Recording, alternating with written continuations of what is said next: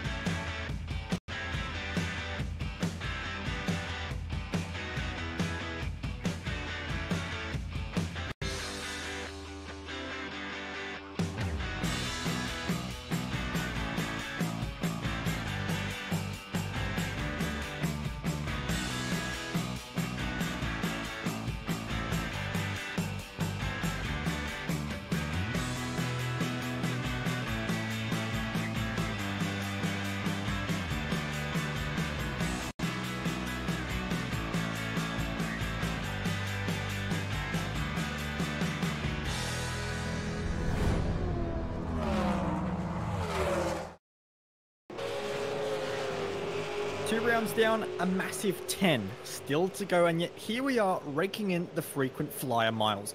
Round 1, we made our way over to sunny Central California for the rise and fall of WeatherTech Raceway Laguna Seca, but that rise and fall was nothing compared to the 100 meters plus of elevation change found in round 2 when the V8 Supercars returned to their spiritual home of Mount Panorama, where we saw some new names throw their hat into the ring for this championship fight. This week is round 3, and whilst the circuit might not continue to rise in elevation, the pressure that mounts on these drivers here tonight most certainly does. You begin to get an idea of who is a contender and who is a pretender, and who has what it takes to join a select few who can call themselves an iRacing V8 Supercars official series champion. Tonight, live on the iRacing Esports Network and broadcasted by V8 Online, I, Bo Albert, alongside Mr. Zachary Hanlon, and broadcasting some pretty moving pictures with hopefully some sound as well, is Mr. Scott Fountain, and we will help tell the tale of this next chapter. And Zach, this next chapter of the season is held at a pretty unique venue which probably doesn't get the recognition or the love that it deserves. Yeah, absolutely. Oulton Park is a fantastic little track, and we're actually running at a configuration I've not really seen it used before at all previously either, and that is the No Chicanes International layout, which is going to be really different for a lot of people. Not having those chicanes in the mix really makes your exit out of turn number 5, which is Shell Oil's corner, which is quite a cambered horseshoe corner. It just makes that exit so much more critical than you would normally need to worry about when you're taking the chicane version, because the run down to the next corner, you're getting up to about 250 kilometers an hour from a very slow speed second gear corner, and it's really going to make all the difference when they come down into that braking zone, and it might open up a few passing opportunities, although just in my previous experience, those chicanes do quite often spur up a little bit of excitement throughout the race. But it will be a very interesting configuration of this track to see these 24 or 25 V8 Supercars heading around tonight. Yeah, absolutely. You did say that you'd done a few laps prior to tonight, and you said that it was fast. You said it was scary in a few places as well. So the drivers out here today, all 25 of them, have a lot to figure out when it comes to this Oulton Park circuit, but at the moment it's Corey Preston that is finding it out just a little bit better than anyone else, currently leading Josh Rogers, who has done his 2 laps. So very strong qualifying from Corey Preston, something you probably wouldn't expect from him, but nonetheless is an absolutely fantastic effort, as most drivers are now already completed their 2 laps, but one driver that hasn't is Wayne Burke, who makes his way into the final corner now, which is another of the overtaking opportunities. But to get the power down, first you must plummet down the hill before rising back up once again. But the only thing he's going to rise to is the pit lane speed limit, so not the lap that Wayne Burke needed in the end for the Delta. Mihail Latashov is on a lap himself, and he's trying to find himself a bit higher up the grid, currently 17th, so any little improvement, if he can get himself into the 27 barrier, it's still an improvement, and it might just get him into the top half of this field. Yeah, and I've noticed as well, currently sitting on the top of the timesheets is Mr. Corey Preston from Cross Continental Motorsports. And I don't want to say that that's surprising, because we have seen Corey put down some fantastic speed in the V8 Supercar as of late, but he's got a very tough customer in Josh K. Rogers, who is obviously a legend in the Australian sim racing community.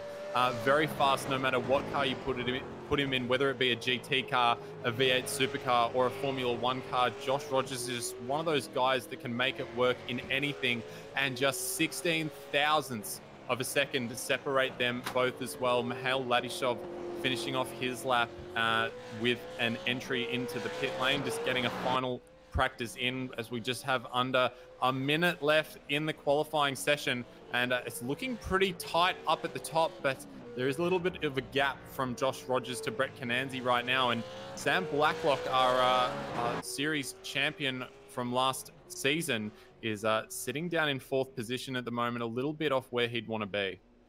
Yeah, not ideal for Sam Blacklock, especially when you have someone like Josh Rogers, who is always going to be quick, always going to be competitive, and Corey Preston, who's really rose to the occasion here today. So for Blacklock, is 2 out of 2 so far. Round 3 is looking like it might just be the toughest yet, and this isn't a circuit that these V8 supercars normally go to. So TTR, maybe not with a setup, maybe not with an optimized one that they're used to, just throwing a little bit of a curveball in the mix as we get just 10 seconds before qualifying is done, and for the most part, just a handful of drivers just doing a few laps just to get themselves accustomed to what is a 40-degree track. So if you like tire life, well, unfortunately, today's not a show for you, because those tires are going to be absolutely ruined.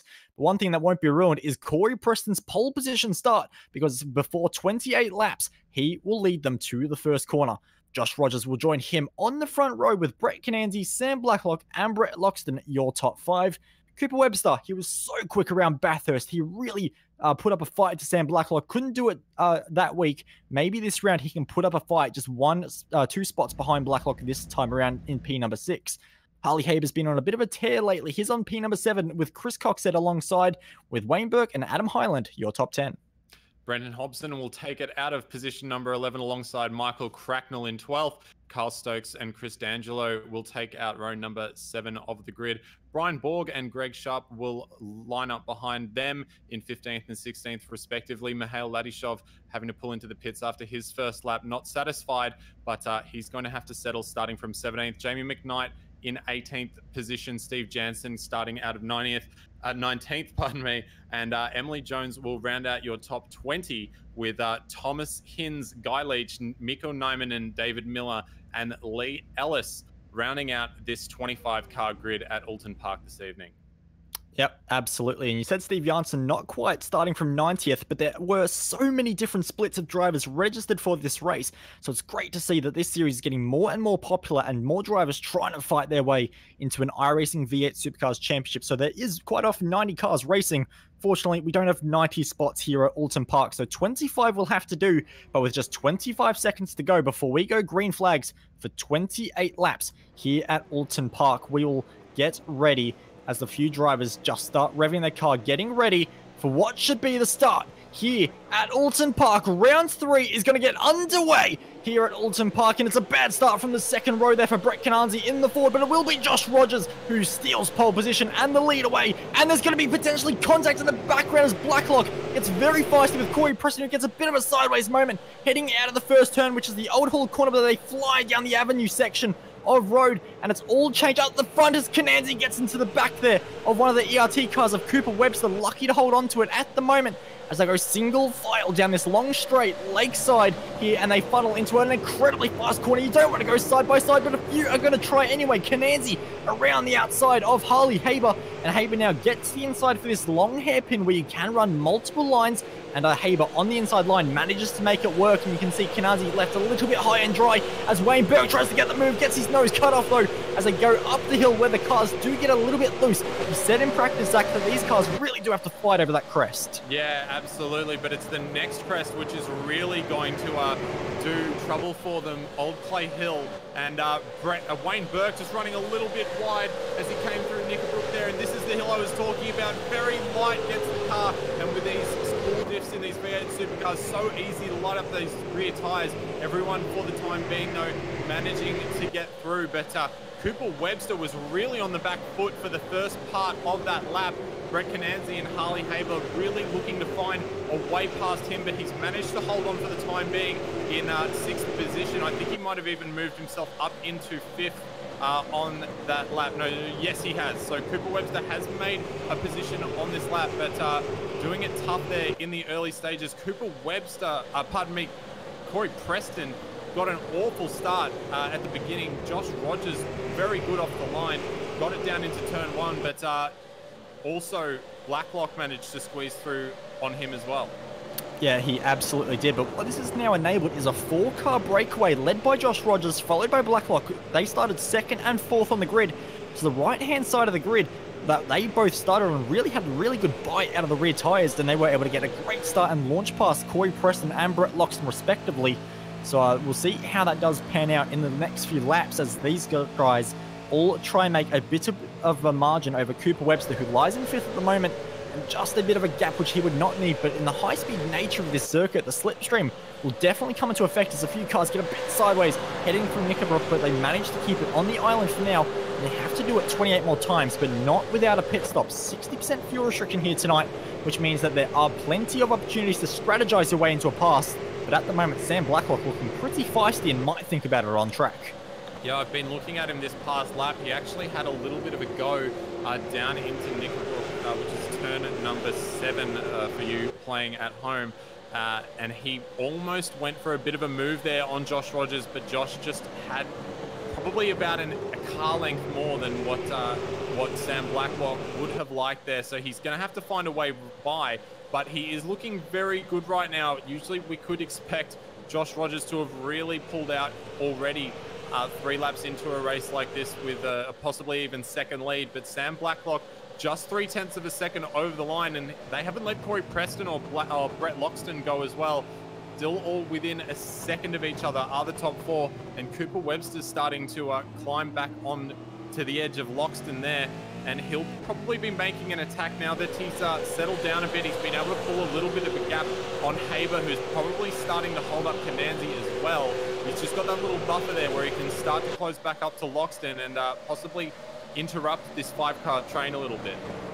Yeah, absolutely. So Haber really does need to get a move on if he wants to get to the back gearbox of Cooper Webster, who currently is the fastest car on track. And well, that might have something to do with the slipstream. We said it was a high-speed circuit, and having that little bit of a drive from Brett Loxton, but being far enough to not get held up, has allowed him to take the fastest lap by 0.2 of a second at the moment. But as you can see, as we go on board with Cooper Webster into the final corner, that's a hard braking zone. Try and get a lot closer behind Brett Loxton just in front.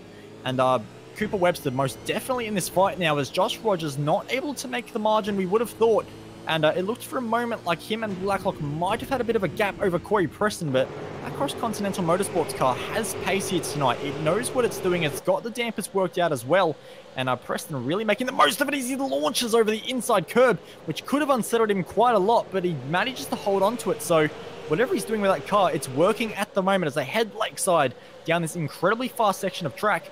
And so far, this little lead battle is one to watch. They're all nose to tail through this long right and left-hander as Preston into the grass, and he's going to go around potentially almost a hit with Loxton, but Loxton going wide allows Cooper Webster to take 1 position. Couldn't quite get 2 as they go on the exit side by side. Almost contact made again. Very close racing between these two, and Webster will indeed go through. So despite it being Preston's mistake, it was Loxton who made the got punished the most of it, and Harley Haber thinking of a move as well, who is known to be by far one of the most aggressive drivers in this V8 Supercars paddock. So he is not a driver you want to give an advantage, as Corey Preston doing more lawn mowing than race driving at the moment, having no luck. I said the car looks great. I said it looks like it was balanced, but right now it looks like it's getting passed by Cooper Webster, as Preston for the 3rd consecutive quarter cannot keep it on the road, almost spearing into the side of Loxton. And this is heartbreak for Preston. It was a pole position. It was looking good. And all of a sudden, his hard work, everything he worked for in practice, is going wrong. He's getting passed every moment at the moment. And Corey Preston is in a world of pain, as once again, now Harley Haber finds a way past Brett Loxton. Could have a run up the inside as well, as Preston gets shoved out wide and doesn't lose that spot. But that is just a nightmare for him. And any chance of the race win very well could have gone just there, as Harley Haber now has to defend into this next section of track. And Preston thinks about it around the outside. Hard place to do it, but he's just about got the grip to hold on to it, but not the pace to make the move happen. Yeah, we might have to keep an eye on the roof of that Cross-Continental Motorsports Falcon there, just in case the roof blows off that thing, because it's obviously getting very hot under the helmet for Corey Preston as he finally gets by Harley Haber after having to give up that position earlier. So he'll try and recuperate that time that he's lost to the guys up ahead of Loxton and Webster. But it seemed to me like Corey was trying to actually make a move on Blacklock, but both cars went very wide as they came into Shell Oil's corner, and that just kind of forced Corey off the track, and very lucky to be able to keep it into that horseshoe section as he made it out the other side.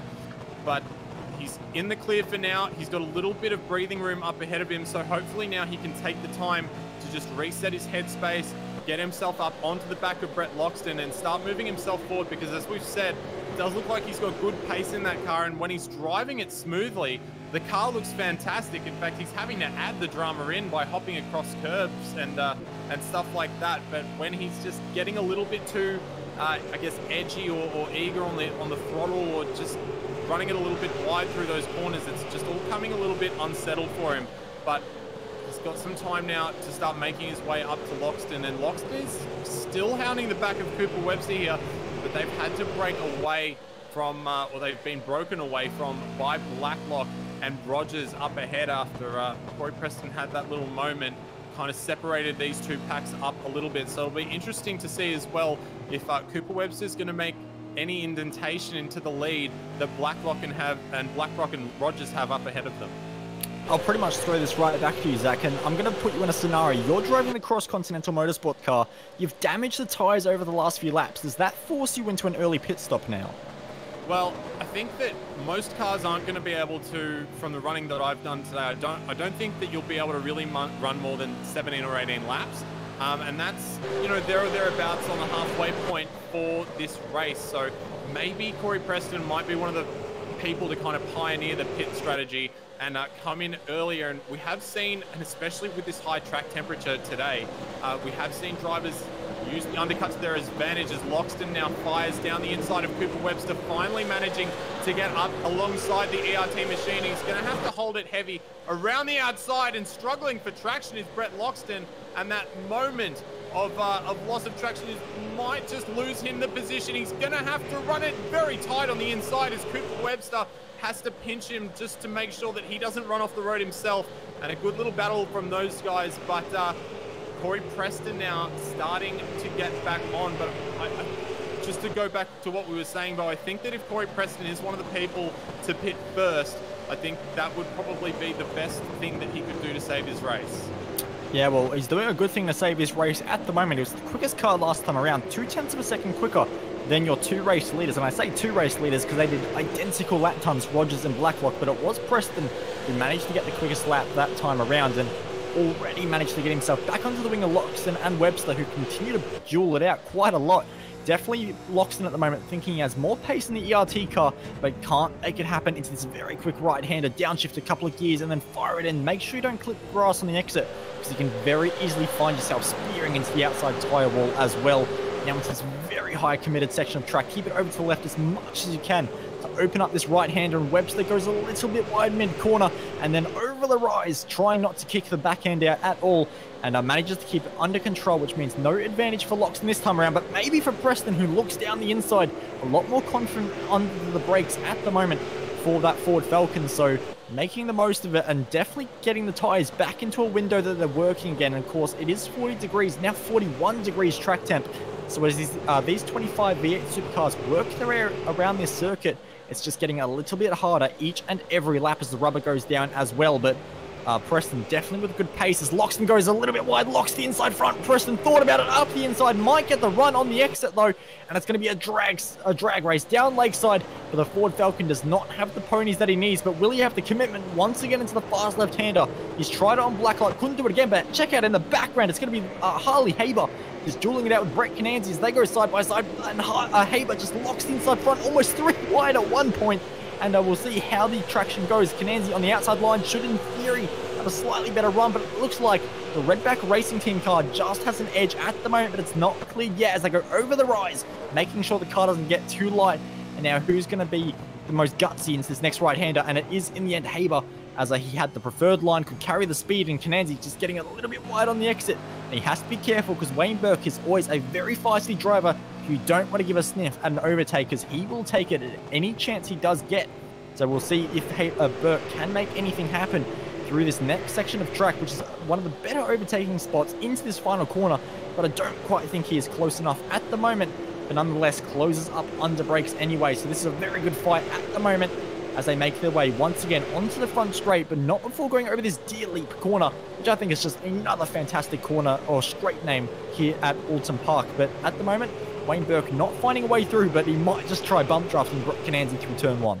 Yeah, the SSR cars aren't looking as good as they have in previous rounds, but once he gets the sniff of the back of another car, Wayne Burke is in full attack mode, and he is looking at the rear of that car of Brett Kananzi like he wants to get past. We're on broad with Wayne Burke now as they come through Island Bend and into Shell Oil Corner.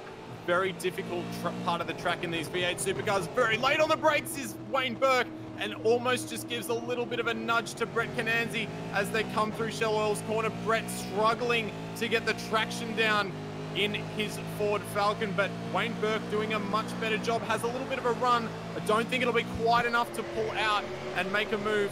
He's going to have to rely on a mistake here from Kananzi, I feel. That's where we've seen a lot of people making mistakes, and if you're in a train like these guys are, I mean, the person that has the most to lose at the moment is Harley Haber, who is now maybe made a little bit of a mistake, because both of these guys are now almost all touching nose to tail, and a little bit of a bump there maybe from Kananzi as they come through Druids, and not quite going to be able to get up there though. Going to show the nose and possibly just defend a little bit. Wayne Burke's going to make it through side into the final corner, and what a move there from Wayne Burke. Very well done there from Harley Haber to have the heads-up decision to let those guys do what they needed to do and have a big accident. But Brett Kananzi is going to have to now defend from Wayne Burke as he fires it down the inside of turn number 1, and a little bit of a bump and a bit of a slide there for Wayne Burke. And now Harley Haber might be able to come back on the inside at turn number 2. Late on the brakes, managing to just run a little wide at the apex there, but keep it tight enough for both of those cars to get through. Now Wayne Burke has to go around the outside, but that's going to give him the inside into Shell Oil's corner, which is most advantageous for him. But Harley Haber just chops him off at the nose there, and up ahead, there's been an accident. Brett Loxton and Corey Preston have come together. They have indeed, and that was all under brakes, and they were all just getting closer and closer to one another. There was Loxton having a look at Webster, and Preston was also having a look at Loxton, so they all just came together in the middle. And in the end, 2 of them did go off, and Cooper Webster very lucky to not make it a hat trick. But in the end, they have all ruined their tyres once again, and Loxton has got away with it without losing position. So has Preston, but he is under big pressure from Kananzi now. And you can see in the background, Burke also having a big look at the Redback Racing Team car into this next section of corners, and he's locked up the brakes and a huge slide from Wayne Burke, dancing on the absolute limit of grip at the moment, but making it work, does not lose any spots, despite Chris Coxhead making a lot of ground this time around. But look at what this train has created. It's all led by Corey Preston, who has fantastic pace. So if they can all just stick in each other's slipstream, they can make themselves a lot closer and make this a fantastic scrap. For third place, as Webster is just a little bit up the road as they make their way into turn number 1, and Preston does not get the run that he would have needed. Kananzi closer and closer, almost bump drafting into this next section of track, and you can see that's very tricky to slow the car down for this Cascades corner, because you're constantly unloading the front left, which is the corner, or the corner of the brakes and the wheels that you need to have most loaded to slow the car down at that point. And that's just not happening with the elevation change around this Oulton Park circuit. But at the moment, no positions changed, and that means we get calm. And all of a sudden, the moment of calm is gone, because Haber is getting passed around the outside by Wayne Burke, and there's contact on the exit, and they're both going off potentially. Somehow they're both on the track, but Haber's run has been absolutely ruined, and Chris Coxhead is going to take that as easy as you like down this long hilltop straight. And Coxhead promotes himself 1 spot, but Harley Haber, I've got a feeling, Zach, he's not going to be too happy about that one. No, I mean, that's a bit clumsy, both of those guys coming out of that corner there. They probably both could have given each other a little more room there. But Chris Coxhead he's been licking his lips watching these guys battle for the last few laps, and that was exactly the opportunity that he was waiting for to promote himself up into 8th position. And Chris Coxhead is a good fighter in these V8 supercars. We've seen him do plenty of battling. But what we just saw there from Harley Haber is a perfect example of what we saw from Corey Preston as well as Wayne Burke, and I believe that is also Michael Cracknell fire into the pits. So has Rogers. Number 12, so has Rogers. So race leader in the pit lane. So we'll see where those guys decide to come out. But Chris Coxhead really taking advantage there of Harley Haber, as that one little mistake just caused him to, lose several positions. And I think that's what people are really worried about in this race, is that just one minor mistake like that, it is very difficult to overtake. But as soon as you're getting overtaken by one car, if you've got a train behind you, you can lose 2 or 3 or even 4 positions like we've seen earlier so quickly. Absolutely. It's a track that you really do have to just keep the flow up, keep the momentum, and not make mistakes. And at the moment, there have been a lot of drivers making mistakes, but also a lot of drivers capitalizing on mistakes as well. So the amount of passes we have seen so far in this race is fantastic. We're not even close to halfway. We're 12 laps down, 16 still to go. But what is going to happen in this race out front? Because we did see Rogers and Blacklock, despite not having any passes, just keeping to themselves, doing their own thing.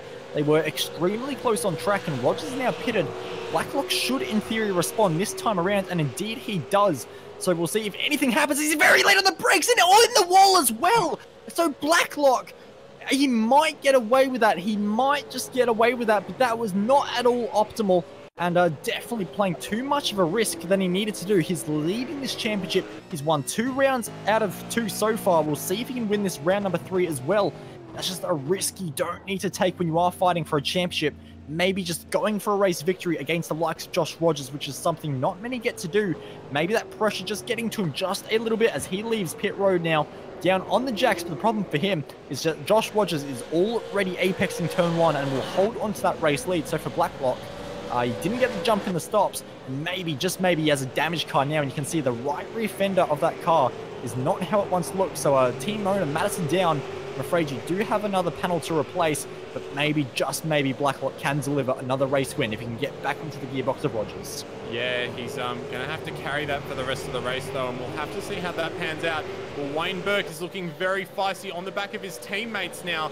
Kyle Stokes and Brenton Hobson, all 3 of these guys are going into battle, and very wisely, I feel there from Kyle Stokes, just lets his teammate in Wayne Burke through there. And now he has to clear Brenton Hobson, who may do the same. Brenton having a bit of a connection issue, just kind of picking in and out of the server as Wayne Burke starts to close in on him. So they might be talking about on the radio and just saying, mate, could you just let us through, because it's just possibly a bit too questionable on that.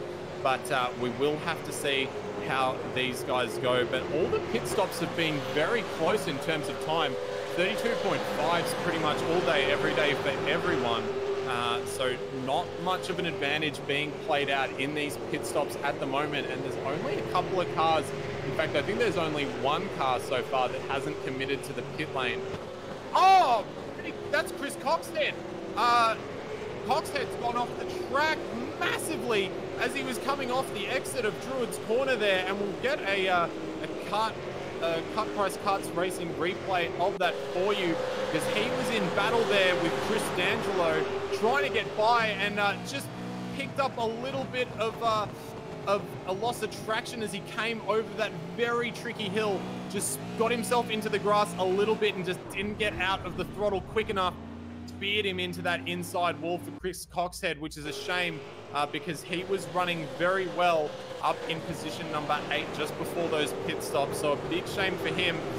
But Corey Preston's now dancing with these Synergy Sim racing cars. Interested to know how he managed to come out in a group with all those guys. But at the moment, he's behind Wayne Burke and Brenton Hobson, and he's got Kyle Stokes in there for good measure as well.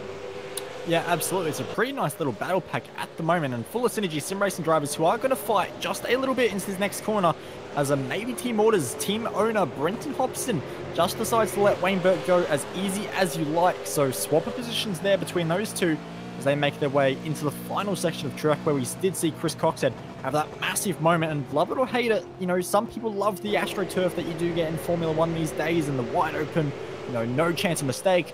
but some also love the punishment of an older circuit with the grass everywhere, just waiting for any driver that loses their concentration to make a bit of a mistake and turn it into a race-ending error. But at the moment, Corey Preston definitely looking quite pacey and not being troubled behind by the likes of Kyle Stokes, but definitely looking forward at the moment as he closes on Brenton Hobson, who was one of the first cars to pit as well. So Hobson on one of the oldest tyres in the field compared to Corey Preston, who was one of the latest to pit. In fact, only one car still left to pit, which is David Miller. And he's only 3 seconds ahead of our race leaders. So if he decides to stay out a little bit longer, it could begin to hurt our race leaders just a bit. But I would expect him in at the end of this lap. But at the moment, this battle pack with all the Synergy Sim Racing cars not making a move, as Brett Loxton finds himself in a bit of a battle pack, looking up the inside of Brett Cananzi into the hairpin. Can't do anything with it, though, but he's right underneath the rear wing of the Ford Falcon. So if he can get himself a bit of a slipstream, get a good run, he might be able to try something into the next right-hander, which is definitely an overtaking spot that we've seen happen a few times in this race already. He looks to the inside, can't commit to it, though. So for Cananzi, he holds onto that spot a little bit longer, but running wide at the apex there might not have helped his chances into this next section as Loxton gets closer and closer, but it's really a one-way road through here unless you're really brave, and Loxton was almost extremely brave, but keeps himself right underneath the rear wing as they funnel into the final few corners. And a big moment for Cananzi as well. So they'll go potentially side by side under brakes, but can't do anything with it. As we see in the background now, Hobson under big pressure from Corey Preston, who dives to the inside and looks like he makes the apex and gets the exit perfectly. So Preston really using that cross-continental Ford as best as he can and making his way through the field once again. Next target for him will be another Synergy Sim Racing car of Wayne Burke, who is just a couple of seconds behind this battling duo of Brett Cananzi and Brett Loxton. So a battle of the Bretts at the moment, and at the moment it is Loxton still on top. Yeah, Loxton just managed to squeeze through there on Brett Cananzi through turn number 1 as they came through the last time by, and it was a nice clean pass. Brett not able to get down the traction that he would have liked out of the final section of corners, but Brett Loxton makes a little bit of a lock-up, tiny little mistake there. But unfortunately for Cananzi, it just doesn't look like he has the same ability to put the traction down in his car as Brett Loxton does at the moment. Interestingly as well is that Cananzi actually had the fastest stop of everyone on the track. He did a 30.7. As we said, most people doing about 32.5s, and Loxton even did a 32.9 as we now watch Harley Haber as he is getting pretty involved there with Adam Highland in, which I think is that the meme machine this week. It is the meme machine indeed. So good to see Adam Highland out there, currently inside the top 15, but getting one over there by Harley Haber, who moves his Redback racing car up one more position into P number 13. But Thomas Hinz now, who we haven't seen much of throughout this race, he's got Emily Jones tucked up behind him, and he's looking to make a move on Greg Sharp in that Penrite Commodore as they come up now into turn 1. Thomas Hinz looking to have a good amount of speed, shows the nose, not quite able to go as committed on the brakes as Greg Sharp did. Very nicely done there from Greg to hold off Hinzy there, but Hinzy's now on the attack, and Hinzy's had a pretty unfortunate run of races recently, so I think he'll be happy just to be able to put one in the books and get all the laps down. But it's always good when you can go out and have a bit of a good fight, and if there's someone you're going to have a good fight with, generally who is going to respect the way that you drive, Greg Sharp is one of those people that you can go out and have a bit of a dance with. But Emily Jones is just lingering in the background there, hoping something might happen for her sake, so she can jump herself up a couple of positions as well. Yeah, absolutely. If Hinzy or Greg Sharp do make any kind of error, Emily does have to be there to capitalize, and Hinzy might just be about to make a move, but thinks better of it in the end and just tucks back behind, because of course this is a very dangerous part of the track to make a move, and might just have to save it for lap 28. But no way through at the moment into this incredibly fast section of track, but you can see just how close he's willing to get, playing with danger. And if Greg Sharp's a little bit earlier on the brakes than he would expect, then that could create a little bit of drama. We'll see how they go into this next corner, which is an overtaking spot. Hinzy looks to the inside, late on the brakes, and as easy as you like, just about makes the apex.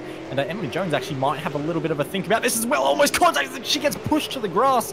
Very, very close racing there. A little bit too close probably for Emily Jones's liking, but she does keep it on the road. This is actually a car rejoining on the circuit. Chris Cox said just in front of this battle as well, but he manages to wait just for this pack, which is a good thing to see.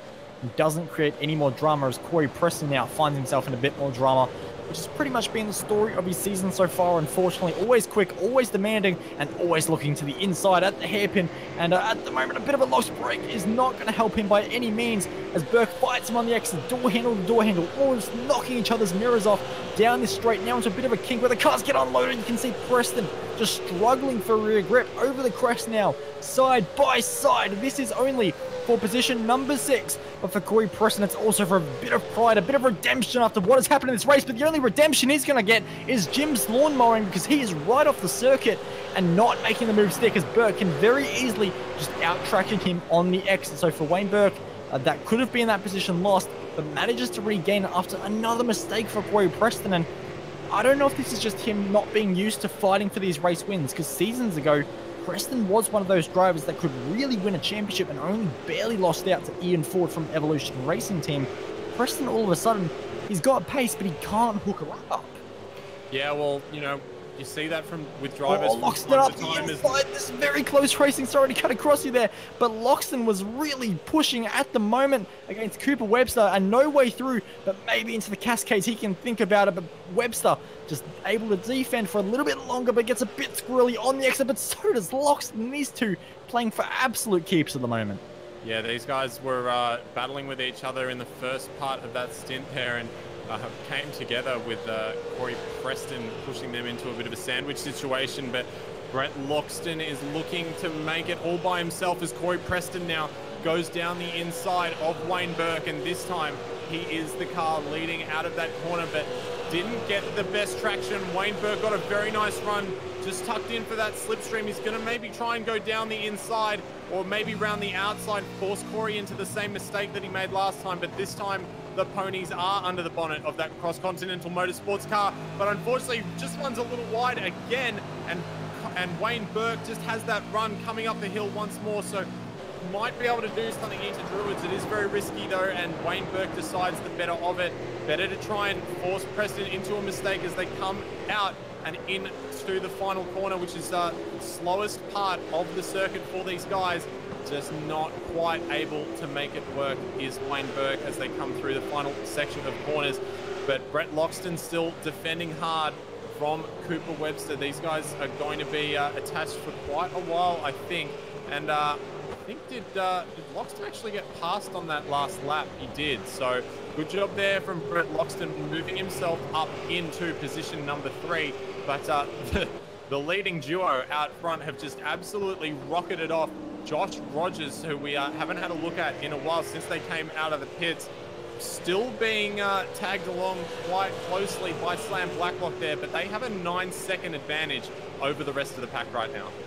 Yeah, exactly. But even though that's a nice buffer to have, what that means is if Blacklock gets close enough, he can afford to risk a move. He can get a little bit more feisty than he otherwise could have against Josh Rogers, who goes out into the grass and loses himself a little bit more time. And that delta goes from 0.6 of a second all the way down to just 0.4. So for Blacklock, a bit more time gained, and Rogers is locked up as well. It's gone wide, and I said they could fight if there was any mistake from Rogers, and right on cue, Rogers has a little bit of a moment heading into the final few corners. Blacklock thinks about the inside, can't quite do it though.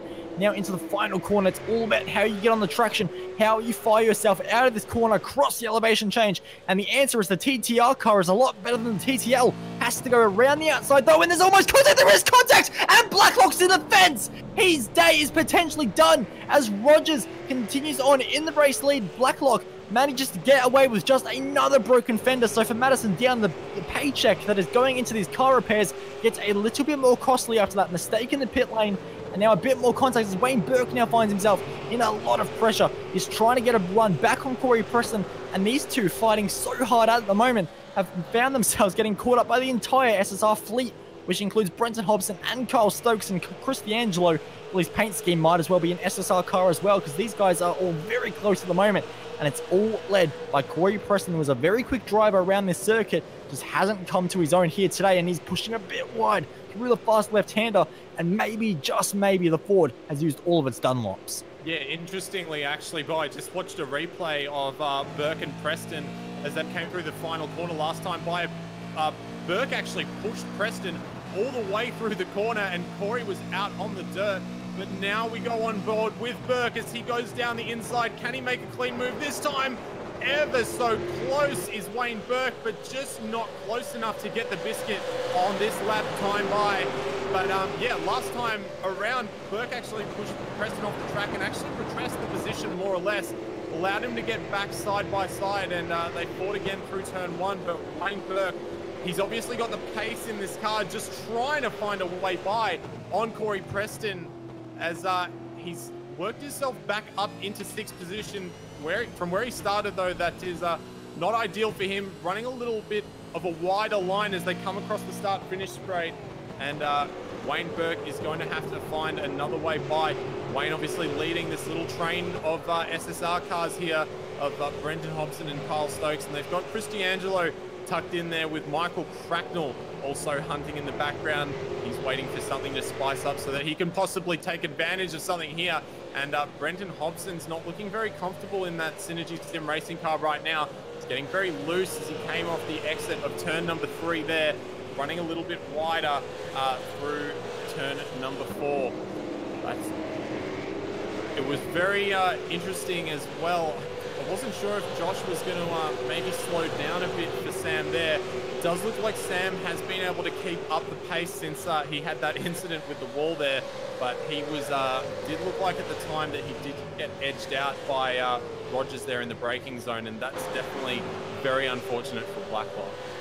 Yeah, it was, but you know, they did have a buffer over Loxton, and despite the issues they ran into, they still have a 5-second lead, so I don't think there was anything wrong with that move. That was just fighting hard for the race win.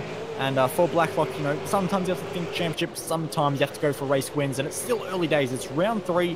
You can afford to take a few more chances with those 4 drop rounds in your favor. But looking through the rest of your field, looking for any battles, and Preston and Burke definitely have the pace over the rest of the pack behind, which is led by Brenton Hobson and Carl Stokes just behind as well. So a lot of drivers in a really close range at the moment, including Harley Haber and Adam Hyland, who have seemed to be a little bit closer than they perhaps would have liked a few times over the course of this race. We head to 6 laps to go, and Adam Hyland's car looking considerably faster on a straight line as they head down into this long right-hander at the Cascades, which is a very tricky corner to hook up. And as you can see, Haber just losing a bit more time once again. They head down Lakeside into what is called the Island Bend corner, and Hyland's just looking very threatening at the moment. Yeah, the Meme Machine's looking strong right now, and these guys are running pretty good lap times. Not quite enough to catch Blacklock leads. Blacklock leads. Yeah, Blacklock leads. So we'll get a replay of what occurred there for you, ladies and gentlemen. But they are still going right now, and Josh Rogers obviously not very happy about whatever happened to him. Just looking on the replay now, it actually looks like he just slowed.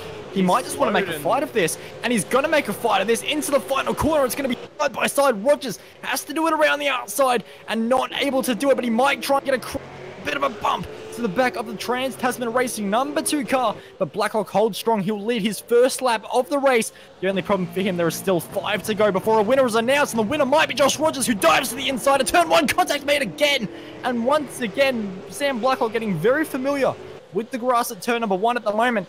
Will Rogers slow down a bit more, try and make a fight of this? Of course, he's not going for a championship.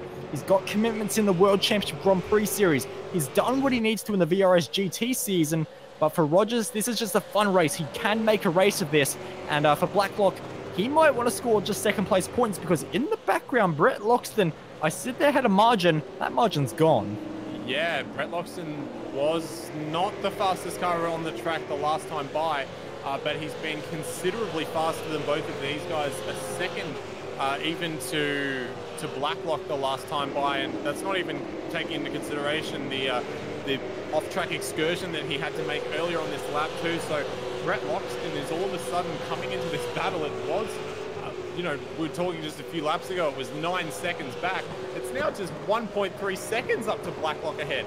So if Josh Rogers decides that he wants to make a race of this, he's definitely setting us up for a good one, because we've got 4 laps to go. We've got 3 cars within 2 seconds of each other now. And yeah, I really don't know what I would be doing if I was Blacklock, because Rogers, that's a bit wider than you would like to be. Yeah, he's running very hard on the car right now. It's it's very, you can never really guess what Josh Rogers is doing. It's quite bizarre. But I don't know if Sam Blacklock really wants to get into this. I know we said it's early in the season, he can go for wins, but it's very real to believe that you could have 4 absolutely shocking rounds at other points throughout this season. And with the strength of field tonight, pretty decent at 3.7K, coming home in second is definitely not bad for your championship hopes. So he might just decide to chill back and not get too tangled up with Josh Rogers here, because he's come up against him twice now, and he's been pushed off the circuit both times. And if that happens once more, that could be a 3rd or even a 4th for Blacklock, which is not what he would desire, I'm sure. But it doesn't look like, despite the way that Rogers is driving his car, it doesn't seem like he's really pulling away, or should I say letting Blacklock fall away. It's kind of hard to know at this point. It is hard to tell what is happening in regards to Blacklock and Rogers, but Blacklock and Loxton's a little bit easier to tell because the answer is closing. And that gap is now not even a second, it's half a second at the moment. And Loxton with a very aggressive body language of the Commodore, firing it into the next few corners and very close to the grass as well. So Loxton, every millimeter is being used here. He is doing exactly what he needs to. And for Sam Blacklock, this race is all of a sudden completely turned on its head. And we said that it was early in the season. You can afford to take chances. You can afford, to be a bit more risky. I'm not sure he was quite willing to take this level of risk, as Loxton is now right underneath the rear wing pretty much as they make their way to under 3 laps to go. 2.9 to be exact, but who is counting decimal points on a lap? All you need to know is we're heading into turn number 2, and Loxton continues to close bit by bit on Blacklock, who has definitely had the pace all race long on Loxton.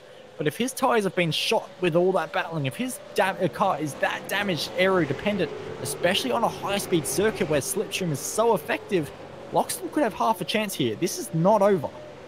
I reckon he definitely does have a chance here, and I wonder if this is what was part of Josh Rogers' little game. If he was trying to kind of force this scenario to happen where Blacklock's now under an immense amount of pressure to defend from Loxton here. I mean, I know TTR and TTL have had, I suppose, a technical or a team partnership in the past, but other than that, it seems to be a fair rivalry between these two guys, or those two teams, and I wonder if this is just a little bit of a mind game, as Blacklock is now being absolutely hounded by Brett Loxton, who's trying to do everything that he can to get alongside that TTR machine, that battered and bruised TTR machine. That has to be said, and it definitely looks like Loxton has the pace here. He's had a little bit of battling to do himself, but he's had a few laps to just get the hammer down, hit his apexes, hit his brake markers, while Blacklock's been floundering, fighting, being pushed off the track.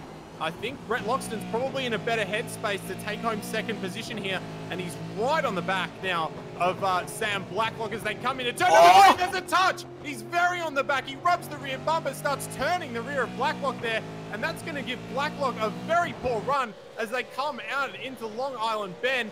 And Brett Loxton's going to be on the attack here. He might even try swing it wide and go down the inside. Blacklock covers it off though. Brett Loxton going to go for a wider entry into Shell Oil's corner. That's going to hopefully for him give him a nicer traction and a better exit out of turn number 5. And he just clips the grass, but it looks like he's got a good run here. This could definitely be it.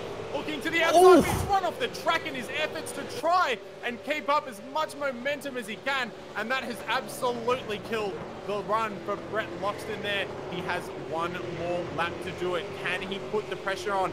Can he keep up the intensity without a mistake to take this position away from Blacklock, who looked to have second so soon, and Loxton just doing everything that he can lap after lap. He's locking up the brakes. He's using all the curbs. He's using a little more, getting on the dust and getting all sorts of crossed up in that Holden Commodore of his.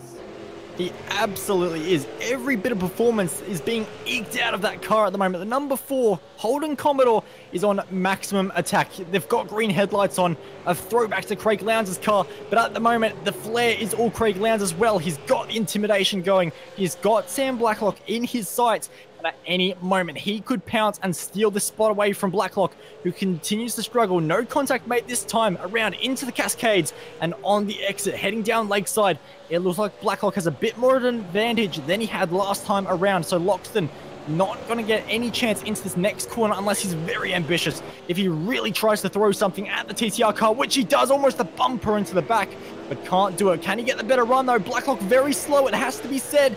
Didn't get the run how he would have wanted, but maybe it's enough. But Loxton now has the slipstream. He's going to close little bit by little bit over the crest and making sure that he can get the run, and he's got the run. He's closing bit by bit, looks to the outside, final lap through the right hander. It's going to be door handle to door handle, mirror to mirror, and Blacklock gets the inside. No way through for Brett Loxton, so Loxton going to have to get creative. He's only got a handful of corners now, 0.2 of a lap, it must be said, and only one real overtaking spot, which is not into here. It's about going wide, which he does. Hit the second apex, get the power down, and get yourself up the inside and sideways into that corner. It looks like Josh Rogers will win this race, but who is going to come second? Around the outside, Brett Loxton thinks about it, can't quite do it. He runs out of road, so Josh Rogers crosses the line. He will take victory in round number 3. And at the death, it's going to be Sam Blacklock, who narrowly holds on. He's in the wall as well for a bit of showboating. A massive accident for him, but it is second for him. Brett Loxton narrowly holds on to a podium. It was a great fight, but just a 0.2 of a second in the end. Could not do it. Any other battles happening in the end, as Corey Preston has found himself a lot of spots down. So something has happened on the final lap to Corey Preston. We'll get a replay up on screen now as we try and find it ourselves. So for Corey Preston, it was pole position for him. It was looking oh so good. And we can get a replay now up on screen. And it was a very, very close with the Synergy Sim Racing car and Brett Cananzi. And in the end, it was more contact for Corey Preston. And I think that might have just been a complete... Oh, that might have been a disqualification, actually. He might have got a 4X. And I think Wayne Burke got that as well. So Wayne Burke and Corey Preston disqualified on the final lap.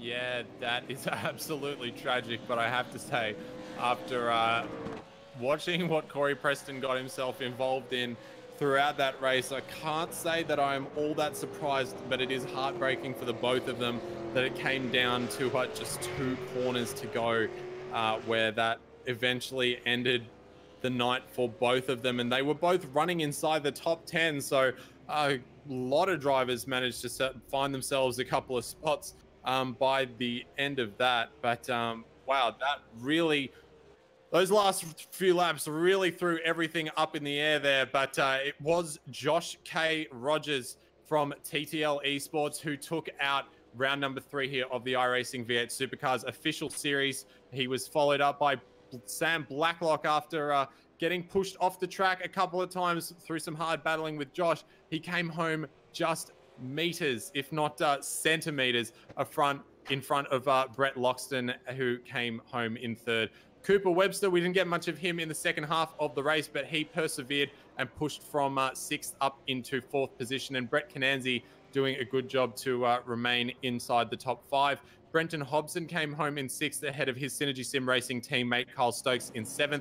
Chris D'Angelo got a very positive result for him, top 10 in P number 8, as did Michael Cracknell in P number 9. And Harley Haberfort, after having a pretty exciting race for the first half there, managed to take home P number 10.